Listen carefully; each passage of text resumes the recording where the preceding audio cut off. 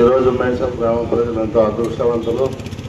ఎందుకంటే వారు ఈ పవిత్రమైనటువంటి భారతదేశ ఔన్నత్యాన్ని, ఈ యొక్క గో యొక్క విశిష్టాన్ని వాళ్ళు మన భారతదేశం యొక్క రక్షణకు, హిందూ సమాజ రక్షణకు, ఈ దేశ ప్రజలందరికీ ఆశీర్వచనం కొరకై వారు ఈ పాదతో బయలుదేరినారు. భూమాత, గోమాత, నీరు, గాలి, సూర్యుడు, ఆకాశం ఇవన్నీ పంచభూతాలు.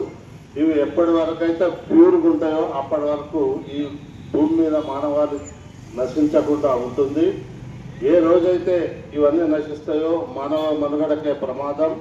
ఈరోజు మన దేశం నుంచి గోమూత్రం కూడా విదేశాలు పేటెంట్ తీసుకొని పోతున్నాయి.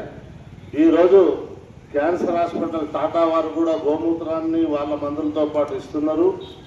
చెవుల చీమ వస్తే ఈ మధ్య శ్రీకాకుళం జిల్లాలో పరిశీలన చేస్తే వాళ్ళు ఏ మంది వేయరట. చెవులు ఆవు మూత్రం 2 చుక్కలు వేస్తే, గోమూత్రం వేస్తే చెవుల చీమ తక్కువ అవుతుందట.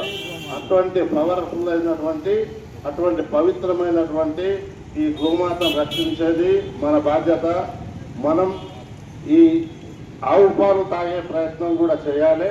దేశీయ ఆవు పాలు, బర్రె పాలు, దున్నపోతు బుద్ధి అన్నారు.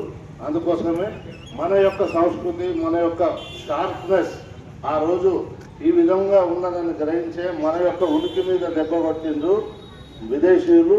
మరి దాని నుంచి కాపాడుకోవాలని ఈరోజు ఈ పాదయాత్ర చేస్తూ మా ఊరికి వచ్చినటువంటి బాలకృష్ణ స్వామికి శతకోటి వందనాలు తెలియజేస్తూ, సుధాకర్ రెడ్డి గారికి, మా అన్న గురుస్వామి గారికి, ఇతరులందరికీ కూడా, స్వాములందరికీ కూడా ఒక మర్యాద ధన్యవాదాలు చేస్తూ సెలవు తీసుకుంటున్నాం.